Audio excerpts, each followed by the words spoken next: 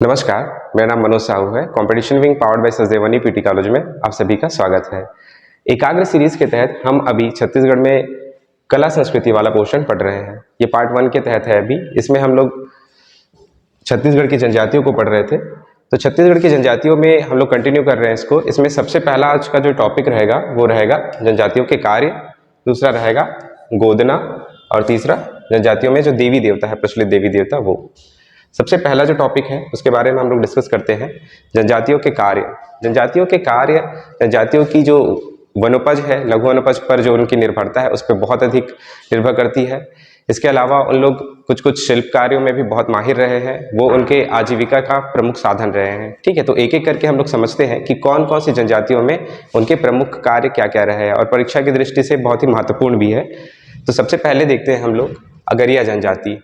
अगरिया जनजाति की बात करें तो इन लोग लौह शिल्प में काफ़ी माहिर होते हैं, इसलिए ये इनका जो है परंपरागत कार्य में रखा गया है इसको, लौह शिल्प को। अगर हम लोग अगरिया जनजाति की बात करें तो इसकी 2-3 चीज़ें प्रमुख है। एक तो ये है कि इनके जो प्रमुख देवता है वो है लोहासुर, और इनका निवास भी धधकती भट्टी में माना गया है। ये प्रश्न पूछा जा चुका है एक बार कि अगरिया जनजाति में देवी देवताओं का निवास कहाँ पर माना जाता है, तो वो धधकती भट्टी में माना जाता है। और इसका अगर संकेंद्रण की बात करें अगरिया जनजाति की, तो मैका श्रेणी में सबसे अधिक है। ठीक है, दूसरा जो जनजाति है वो है कोरकू जनजाति। कोरकू जनजाति का अगर कार्य देखें तो भूमि खोदने का कार्य करते हैं, लैंड एक्सकेवेशन का। ठीक है, कोरकू जनजाति क्या काम कर रही है? भूमि खोदने का काम कर रही है। इसके अलावा हमें कोरकू जनजाति में 2-3 चीजें याद रखनी है, और एक तो ये है इसका संकेंद्रण पूछा जाता है, तो उसका संकेंद्रण होता है सरगुजा संभाग में। इसके अलावा कोरकू जनजाति में 2 नृत्य प्रचलित है, एक है थापटी और दूसरा है ढांढल नृत्य। थापटी जो नृत्य है वो बैसाख महीने में किया जाता है, और ढांढल नृत्य किया जाता है आषाढ़ महीने में। तो कोरकू में ये 2-3 चीजें आप लोगों को याद रखनी है, एक तो थापटी नृत्य, दूसरा ढांढल नृत्य। थापटी नृत्य बैसाख महीने में और ढांढल नृत्य आषाढ़ महीने में।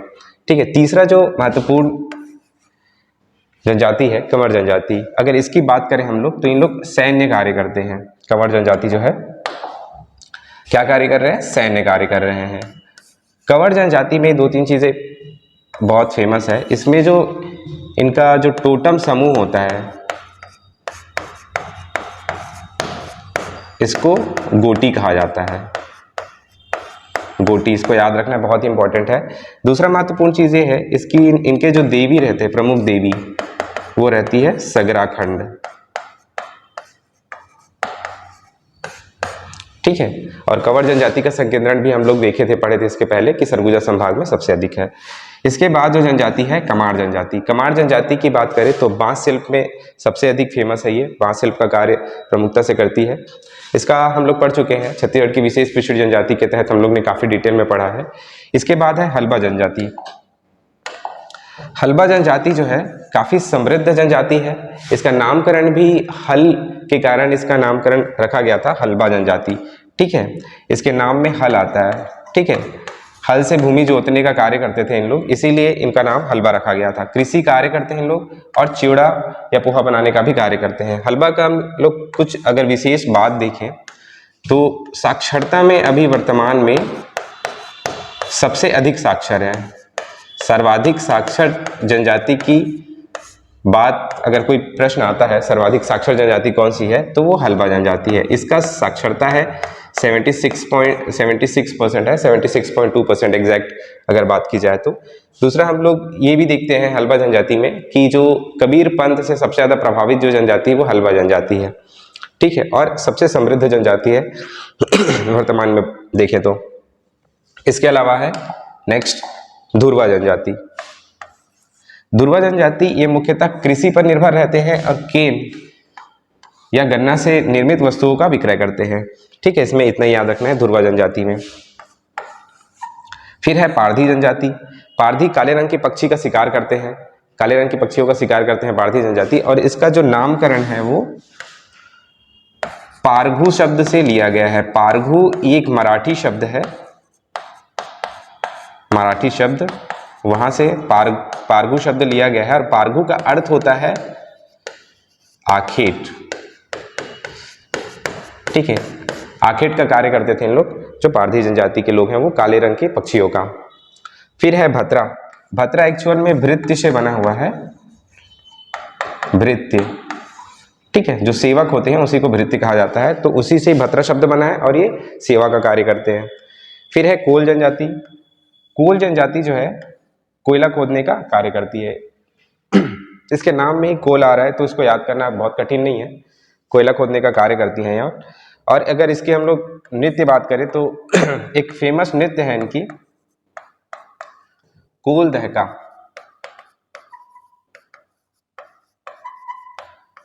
जो कोल जनजाति का है। तो यहाँ पे इतनी महत्वपूर्ण चीजें हैं। इसके बाद देखते हैं हम लोग कमार जनजाति। कमार जनजाति हम लोग पढ़ चुके हैं इसके पहले भी। ये बांस शिल्प का कार्य करती है। कंडरा, कंडरा भी बांस शिल्प का कार्य करती है। बांस शिल्प में प्रमुख रूप से अगर देखें हम लोग तो 4 जनजातियां सबसे अधिक फेमस है।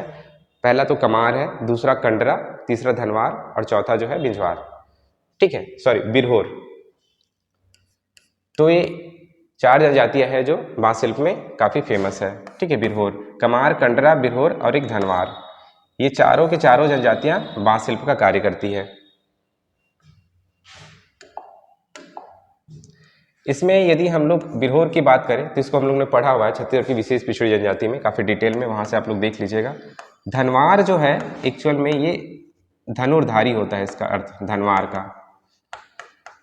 ठीक है, धनवार का जो अर्थ होता है वो धनुर्धारी होता है। और ये इन लोग जो है इसका कार्य, एक और कार्य करते हैं इन लोग बांस शिल्प के अलावा, बाण निर्माण का कार्य करते हैं, बाण भी बनाते हैं। ठीक है, कौन? धनवार लोग। तो उसको आप लोग याद रख लीजिएगा। फिर है तीसरा, अगला जो है खड़िया जनजाति। खड़िया जनजाति की बात करें हम लोग तो ये पालकी ढोने का कार्य करते हैं, पालकी ढोने का कार्य करते हैं। और खड़िया जनजाति का हम लोग प्रमुख चीज देखें, इसका विशेष हम लोग देखें तो इसके जो लोग होते हैं या नागरिक होते हैं उनको बंदा कहा जाता है। ठीक है, खड़िया जनजाति में बंदा। फिर है खैरवार। खैरवार जो है कत्था निकालने का कार्य करते हैं, इसका प्रमुख कार्य कत्था निकालने का होता है। खैरवार कई बार पेपर में पूछा जा चुका है कि कत्था निकालने का कार्य कौन सी जनजाति करती है। ये खैर वृक्ष होता है, उसी वृक्ष से कत्था निकालने का कार्य होता है। फिर है शिकारी। शिकारी जनजाति की बात करें तो ये छिंद पत्ते से चटाई, टोकरी एवं झाड़ू बनाने का कार्य करते हैं, ये भी पूछा जा चुका है पेपर में। फिर है ओझा और गोड़। इन लोग गोदना गोदने का कार्य करते हैं।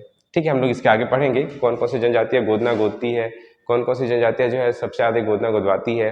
ठीक है, तो ये हम लोग पढ़ने वाले हैं आगे। फिर है प्रधान जनजाति। प्रधान जनजाति जो है गाथा गायन करती है। ठीक है, इसका एक प्रमुख गीत भी होता है, एक प्रमुख गीत है लिंगो पाटा। इसको आप लोग याद रख लीजिएगा कि लिंगो पाटा का गायन कौन करते हैं, तो प्रधान जनजाति करती। इसके बाद है संवरा जनजाति।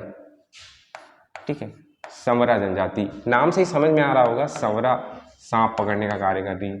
ठीक है, इसमें एक प्रमुख चीज ये है कि इन लोग स्वयं को सबरी के पूर्वज मानते हैं, स्वयं को सबरी के पूर्वज कहते हैं इन लोग, संवरा जनजाति के लोग। तो ये आप लोग को याद रखना है संवरा जनजाति में।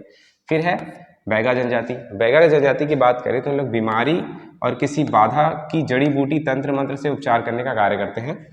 बैगा जनजाति एक्चुअल में इनको तंत्र मंत्र का अच्छा ज्ञान होता है, इसीलिए इनको इस कार्य की कैटेगरी में रखा गया है। फिर है पर्जा जनजाति। पर्जा जनजाति पशुपालन और बांस शिल्प का कार्य करते हैं इन लोग भी।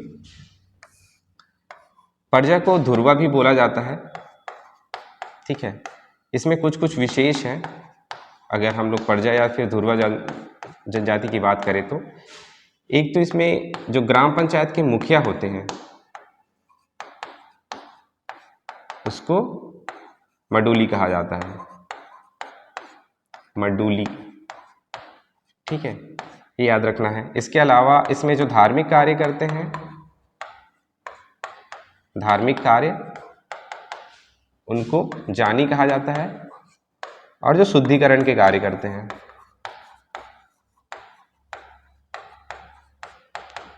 इनको भट्टनायक कहा जाता है। तो ये 2-3 चीजें आप लोगों को परिजन जनजाति में याद होनी चाहिए। इसके बाद है पंडो जनजाति। पंडो जनजाति जो है कांस्य शिल्प का कार्य करती है, इसके अलावा कृषि कार्य भी करती है। पंडो को हम लोग ने पढ़ा था कि राज्य सरकार द्वारा विशेष रूप से पिछड़ी जनजाति में शामिल है ये। इनकी अगर विशेष बात करें, विशेष इनका खास ये है, एक तो ये है कि संकेंद्रण कहाँ पे है, ये पूछता है प्रश्न। तो संकेंद्रण कहाँ पे बताएंगे हम लोग, सरगुजा जिले में। दूसरा, पंडो जनजाति का एक खास चीज ये है कि इनमें एक विवाह प्रचलित होता है बरोखी विवाह। बरोखी विवाह ये सामान्यतः उन जनजातियों में देखा जाता है जो गरीब जनजाति होते हैं, जिनके पास काफी धन का अभाव रहता है, वो लोग बरोखी विवाह करते हैं। इसमें साधारण जो स्त्री रहती है, जो कन्या रहती है जनजाति परिवार की, उसमें एक साड़ी और एक छोटी सी अंगूठी देकर उनका विवाह कर दिया जाता है। इसमें पूरे संस्कार नहीं होते, ठीक है। जो विवाह संस्कार होते हैं वो सब चीजें नहीं होती है, ठीक है। धन के अभाव में इस प्रकार का विवाह पंडो जनजाति द्वारा किया जाता है।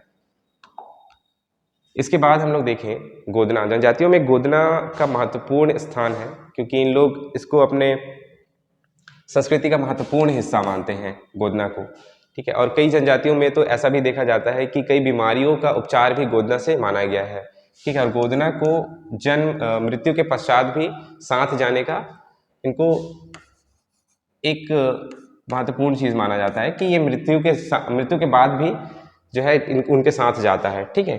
तो ये जनजातियों में काफी महत्वपूर्ण है गोदना, टैटू बोलते हैं उसको। गोदना शिल्पकार की अगर बात करें, मतलब गोदना जो गोदने का कार्य करते हैं, ठीक है, उसमें कुंजर, बंजारा और ओझा, ठीक है। कौन कौन सी जनजातियां होगी, कुंजर, बंजारा और ओझा, ये 3 जनजातियां हैं जो गोदने का कार्य करती है। फिर गोदना प्रिय जनजाति, सर्वाधिक गोदना प्रिय जनजाति जो है बैगा है। बैगा का बहुत बार प्रश्न आ चुका है कि गोदना को लेकर। एक तो ये है कि इन लोग जो है झेला गोदना गोदवाते हैं, झेला गोदना, ठीक है। स्त्रियां जो अपने शरीर पर गोदना गोदवाती है उसी को झेला गोदना कहा जाता है। सर्वाधिक गोदना प्रिय जनजाति है। इसके अलावा इसमें कई बार प्रश्न पूछा जा चुका है कि कौन सी जनजाति की स्त्रियां अपने माथे पर गोदना गोदवाती है, तो वो बैगा जनजाति ही है, ठीक है। तो गोदना को लेकर 2-3 बार इसमें प्रश्न पूछा जा चुका है। फिर है सर्वाधिक गोदना गोदवाने वाली जनजाति, इसमें आता है कमार जनजाति, ठीक है। कमार जनजाति जो है सबसे ज्यादा गोदना गोदवाती है। इसके अलावा गोदना से रिलेटेड कुछ फैक्ट्स हैं, वो देख लेते हैं हम लोग। सबसे पहला है झेला गोदना। तो ये कौन गोदवाती है, बैगा जनजाति की महिलाएं गोदवाती है अपने शरीर पर, ठीक है। तो ये याद रखना है। इसके अलावा बैगा महिलाएं अपने माथे पर गोदना गोदवाती है, ये पेपर में आ चुका है एक बार, ठीक है। कौन सी जनजाति की स्त्री अपने माथे पर गोदना गोदवाती है, तो बैगा जनजाति। फिर है बैगा जनजाति की महिलाएं हाथ, पैर, चेहरे पर स्थानीय बादी जाति, ठीक है, की महिलाओं से गोदना गोदवाती है। ये बादी एक जाति होती है जिससे इन लोग गोदना गोदवाते हैं, ठीक है। कमार स्त्रियां अपने कंधों पर मोर की आकृति गोदवाती है, ठीक है, ये याद रखना है आप लोगों को। फिर इसके अलावा इनके अतिरिक्त अनुसूचित जाति में देवार है द्वारा भी गोदना गोदवाया जाता है, ठीक है। अभी तो हम लोग पढ़ रहे थे अनुसूचित जनजाति, जो हम लोग कुंजर, बंजारा, ओझा ये सब पढ़े, वो अनुसूचित जनजाति के थे। लेकिन अनुसूचित जाति में अगर पूछेगा तो देवार एक जाति है, अनुसूचित जाति है जो गोदना गोदवाती है। छत्तीसगढ़ी महिलाएं गोदना प्रिय हैं, वे बाह, हाथ, पैर, ठोड़ी आदि पर गोदना गोदवाती हैं, ठीक है। फिर है छत्तीसगढ़ के जामगला गांव की महिलाएं अपना गोदना कला के लिए प्रसिद्ध है, ठीक है। इतना तो याद रखना है आपको, जामगला गांव। इसके अलावा एक कंवर जनजाति है, कंवर जनजाति। कंवर जनजाति में जो स्त्रियां होती है वो अपने छाती पर भगवान श्री कृष्ण का गोदना गोदवाती है, ठीक है। कंवर जनजाति की स्त्रियां जो है अपनी छाती पर भगवान श्री कृष्ण का गोदना गोदवाती है, ठीक है। ये भी याद रखना है आप लोगों को, श्री कृष्ण का गोदना गोदवाती है। तो गोदना से रिलेटेड इतने फैक्ट है, बहुत बार इससे प्रश्न आता है, ठीक है। तो इसको आप लोग को याद रखना है। इसके बाद हम लोग देख लेते हैं जो जनजातियों में देवी देवता होते हैं उसके बारे में। जनजातियों में जो अगर देखें हम लोग तो सबसे महत्वपूर्ण चीज़ ये होता है कि उनमें देवी देवताओं में उन लोग प्रकृति को काफ़ी महत्वपूर्ण स्थान देते हैं, प्रकृति की पूजा करते हैं। तो बहुत सारे इनके देवी जो देवता है वो प्रकृति के सूचक के रूप में होते हैं, ठीक है, प्रकृति से संबंधित होते हैं। सबसे पहला हम लोग देख रहे हैं उरांव जनजाति की। उरांव जनजाति में जो देवी देवता है वो, तो इसमें दो लोगों का नाम, दो देवी देवता का नाम सबसे महत्वपूर्ण है। एक सरना देवी है और दूसरा धर्मेश देवता है, ठीक है। उरांव की अगर बात करेंगे हम लोग तो सरना देवी का महत्वपूर्ण स्थान है। इन लोग एक पर्व मनाते हैं उरांव में, सरहुल पर्व, ठीक है। क्यों मनाते हैं? साल वृक्ष के फूलने पर मनाते हैं और वहीं पे सरना देवी की पूजा भी की जाती है, ठीक है। तो ऐसा प्रश्न भी पूछा जाता है कि सरहुल पर्व कौन सी जनजाति के लोग मनाते हैं, तो ये पर्व की बात हो गई। दूसरा हम लोग देखें उरांव में तो इनका संकेंद्रण अगर देखें हम लोग, संकेंद्रण देखें तो सरगुजा संभाग में है सबसे अधिक, सरगुजा संभाग में, ठीक है। इसके अलावा इनका एक प्रश्न आता है, इनकी एक बोली है, ठीक है, कुड़ुक। ये पूछा जाता है कि कुड़ुक बोली कौन सी जनजाति द्वारा बोली जाती है, तो कौन सी जनजाति होगी वो? उरांव जनजाति। उरांव में आपको ये 3-4 चीज़ें बहुत ही इंपॉर्टेंट है, परीक्षा की दृष्टि से वो याद रखना है। इसके बाद हम लोग पढ़ते हैं कोरवा जनजाति। कोरवा जनजाति में जो देवी है इनकी प्रमुख वो है खुड़िया रानी, ठीक है। कौन है? खुड़वा रानी। कोरवा को हम लोग पढ़े हैं जब हम लोग जो विशेष रूप से पिछड़ी जनजाति जब पढ़ रहे थे तो वहाँ पे पढ़े थे कि पहाड़ी कोरवा विशेष रूप से पिछड़ी जनजाति जो केंद्र सरकार द्वारा मान्यता प्राप्त है उसमें शामिल है पहाड़ी कोरवा। तो वहाँ पे हम लोग ने काफ़ी डिटेल में पढ़ा हुआ है। वहाँ पे भगवान राम और सीता से रिलेटेड इनकी स्टोरी भी है, ठीक है। तो आप वो वीडियो जाके देख सकते हो, ठीक है, वहाँ पे डिटेल में बताया हुआ है। तो इनकी प्रमुख देवी कौन है? खुड़िया रानी। कंवर, ठीक है, कंवर का सगरा खंड है। इसके जस्ट पहले मैंने बताया कंवर के बारे में, गोदना में भी बताया कि जो कंवर जो जनजाति, कंवर जनजाति की जो स्त्रियां रहती है वो अपनी छाती पर भगवान श्री कृष्ण का गोदना गुदवाती है। इसके अलावा हम लोग देखे थे इनका जो टोटम समूह होता है उनको गोटी कहा जाता है, ठीक है। तो कंवर को लेकर 2-3 चीज़ें बहुत इंपॉर्टेंट है। फिर है बैगा जनजाति। बैगा जनजाति का जो प्रमुख देवी देवता है वो है बूढ़ा देव, ठीक है। अगर प्रमुख देवी देवता की बात करेगा तो बूढ़ा देव। इसके अलावा इन लोग दूल्हा देव को भी मानते हैं, ठीक है। लेकिन अगर प्रमुख पूछता है, ऑप्शन में आपके पास 2-3 ऑप्शन रहेंगे, उसमें बूढ़ा देव दूल्हा देव भी रहेगा, तो बूढ़ा देव को ही लेना है, ठीक है। कई बार प्रश्न पूछा जा चुका है। इसको भी हम लोग विशेष रूप से पिछड़ी जनजाति में पढ़े हैं, ठीक है। जब हम लोग केंद्र सरकार द्वारा मान्यता प्राप्त विशेष पिछड़ी जनजाति पढ़ रहे थे तो वहाँ पे हम लोग ने काफ़ी डिटेल में इसको पढ़ा हुआ है, ठीक है। इसके बाद है कमार जनजाति, ठीक है। कमार जनजाति भी हम लोग ने पढ़ाया हुआ है, केंद्र सरकार द्वारा मान्यता प्राप्त ये विशेष रूप से पिछड़ी जनजाति में शामिल है। इनका जो देवी देवता है जो प्रमुख रूप से माना जाता है वो है छोटे माई बड़े माई। इसके बाद है बिजवाड़ जनजाति। विंध्यवासिनी इनकी प्रमुख देवी देवता है, ठीक है। बिजवाड़ जनजाति की खास बात यह है, इनका उत्पत्ति जो है बिजवाड़ जनजाति का वो विंध्य पर्वत से माना जाता है, विंध्य पर्वत से, ठीक है। तो याद रखना बहुत आसान है। एक तो इनकी उत्पत्ति कहाँ से हो रही? विंध्य पर्वत से, और वहीं से विंध्यवासिनी देवी का इनका जो प्रमुख देवता है वो देवी है वो माना जाता है। इसके अलावा 12 भाई बेटकर, 12 भाई बेटकर, इनको भी इन लोग पूजते हैं, ठीक है। किसको? 12 भाई बेटकर को, बिंझवाड़ जनजाति के लोग। बिंझवाड़ जनजाति का एक और महत्वपूर्ण चीज़ ये है, जो शहीद वीर नारायण सिंह जो थे, शहीद वीर नारायण सिंह, ये कौन सी जनजाति के थे? तो बिंझवाड़ जनजाति के थे। और इनका संकेंद्रण भी अगर देखें हम लोग तो बलौदा बाजार में है, और कुछ बीच वाले क्षेत्र में गरियाबंद वगैरह क्षेत्र में, महासमुंद धमतरी इस क्षेत्र में इसका संकेंद्रण है, ठीक है, बिंझवाड़ जनजाति का। फिर है मुड़िया जनजाति। मुड़िया जनजाति की अगर प्रमुख देवी देवता की बात करें तो अंगादेव।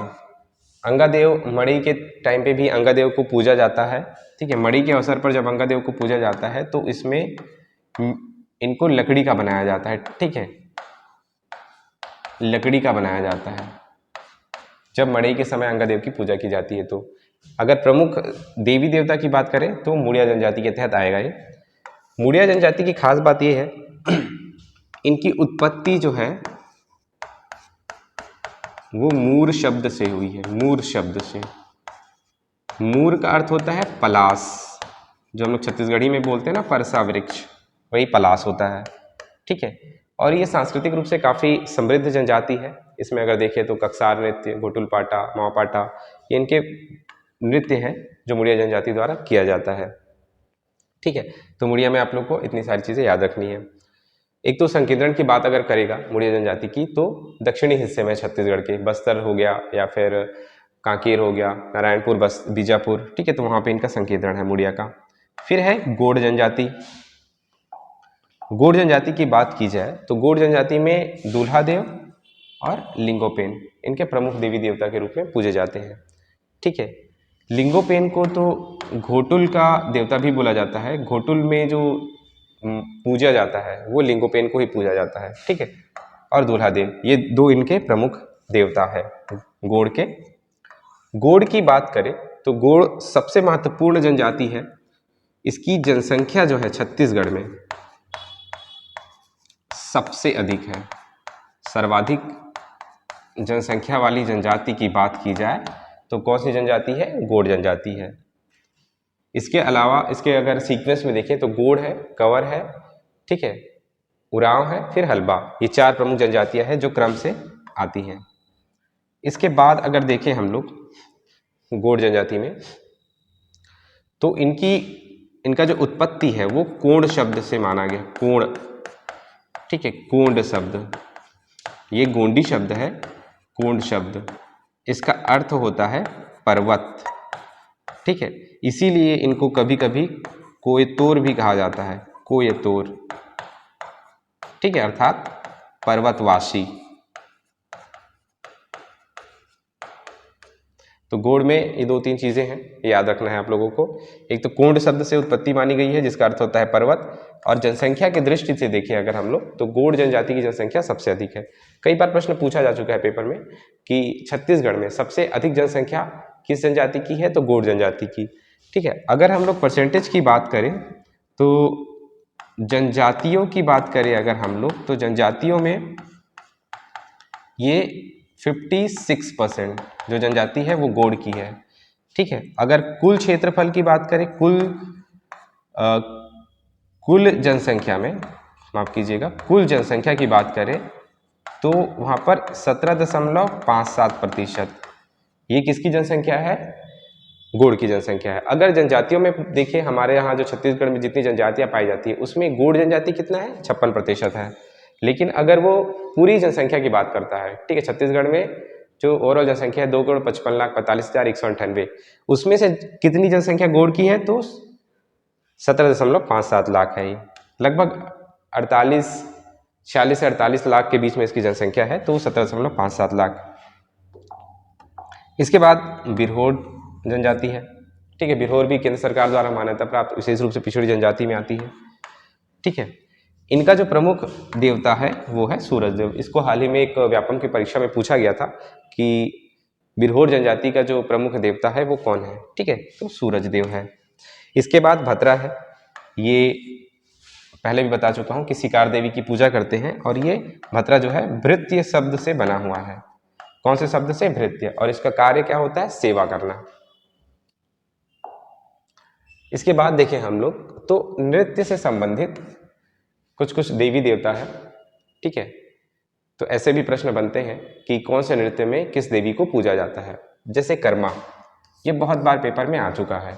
ठीक है, कर्मा जो नृत्य है वो छत्तीसगढ़ में बहुत अधिक प्रचलित है, और जनजातियों में लगभग सभी जनजातियां इसको करती है। उसमें बैगा हो गया, गोंड हो गया, ये प्रमुख रूप से आते हैं। ठीक है, बैगा, गोंड, कमार, इन लोग कर्मा नृत्य करते हैं।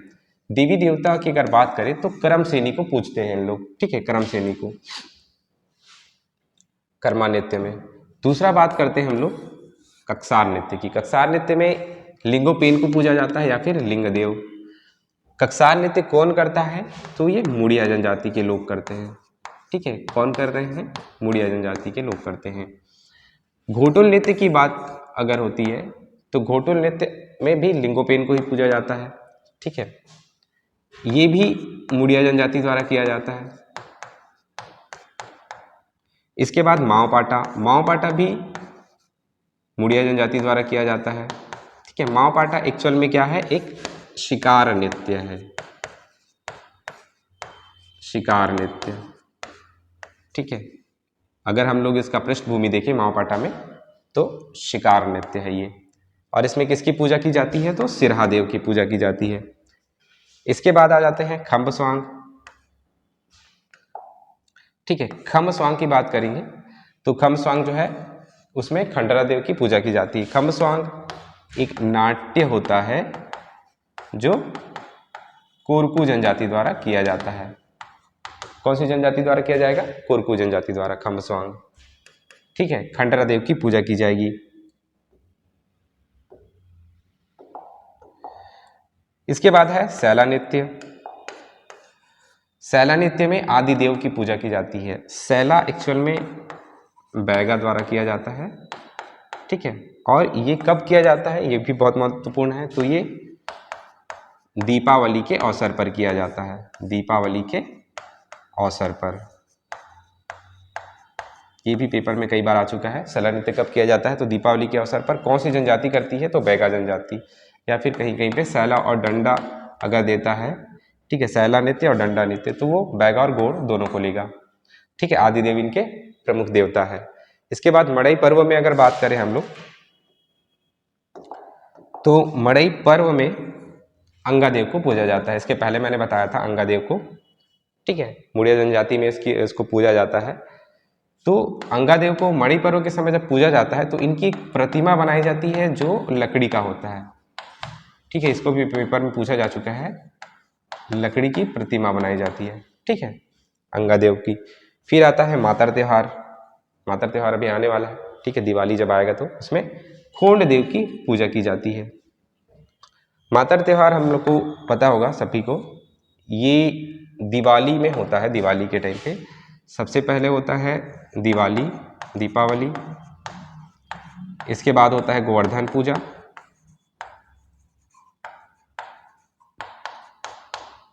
इसके बाद होता है मातर। ठीक है, इसी दिन भाई दूज भी मनाया जाता है। ठीक है, और इस दिन अन्नकूट की भी पूजा होती है। तो ये तीसरे क्रम में आता है, तीसरे दिन होता है, दीपावली के तीसरे दिन। ठीक है, पहले गोवर्धन पूजा, फिर मातर पूजा। और किसकी पूजा की जाएगी, तो खोंड देव की पूजा की जाएगी।